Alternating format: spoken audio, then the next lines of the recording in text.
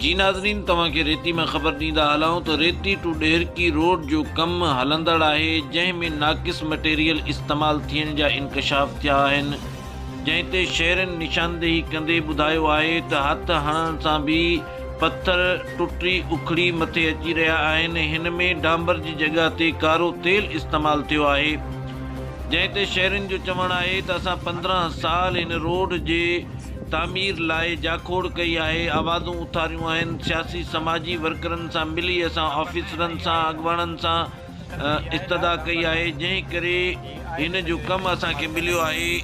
15 साल असां अज़ाब में लोड़ियो आहे, उन जे बावजूदि हिन टाइम रोड मिलण खां पोइ 2 ॾींहंनि अंदरि ई उखड़ण शुरू थी वई आहे। कारो तेल विधल आहे, कोई रोड जो हाल कोन्हे। असां शहर खे अर्ज़ थो कयूं साईं, इनजो नोटिस वठे। असांजो MP आहे, असांजो वॾो आहे, हिन शइ जो नोटिस वठे भाई। रोड जेकी ठहंदी पई आहे उहा वरी टुटी वेंदी पई आहे, पत्थर निकिरंदो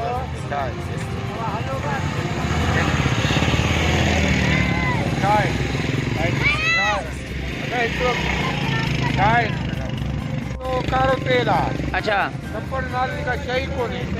असां DC साहब घुर्ज के उस्मान अब्दुल्ला के अर्ज़ कयूं साईं, रोड के ॾिसे अची करे ख़बरूं ऐं अपडेट्स लाइ ॾिसंदा रहंदा अवामी दुनिया न्यूज़। अवामी दुनिया न्यूज़ जो YouTube चैनल सब्सक्राइब कंदा।